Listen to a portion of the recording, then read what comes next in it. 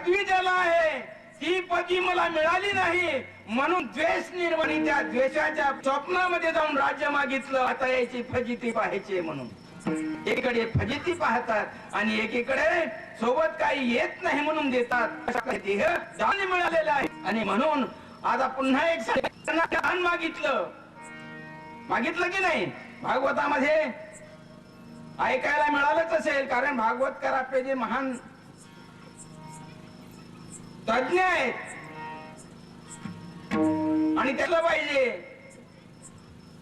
मला एक सांगायचंय, कोणत्याही गोष्टी मागे उद्देश असतात आणि तशा प्रकारचा उद्देश म्हणजे भगवंताला माहित होत कर्ण हा सूर्यपुत्र आहे, तो दानशूर आहे, म्हणून शेवटच्या समयामध्ये आपल्याला परीक्षा पाहावं लागते. म्हणून भक्ताची आणि सांगितलं कर्णा काय कर, तुझे सुवर्णाचं दात आहे ना ते मला दान दे. त्यावेळेस त्यानं मागं पुढे विचार केला नाही, दात काढला, तसा दिला नाही.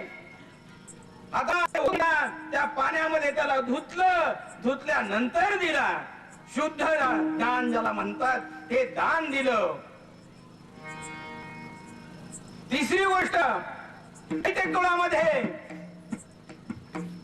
वामन प्रभूला बलिराजाने दान दिलं आणि भगवंताला त्याचे द्वारपाल म्हणून राहायचं काम पडलं. मग तशा प्रकारचं आपण ज्या वेळेस त्या अनन्य त्या भगवंताला शरण जाऊ त्यावेळेस मात्र भगवंत आपले होणार नाही. हे कशावरून झाल्याशिवाय राहतच नाही, परंतु आपण करायला कुठे तयार आहोत. म्हणून सांगितलेलं आहे, केल्याने होत आहे रे, आधी केल्याची पाहिजे, करावं लागेल ते झाल्याशिवाय राहत. म्हणून तुकोबारायनं पहिल्या चरणामध्ये हेची दान दे गा देवा,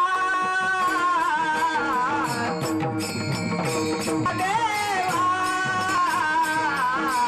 हेची दान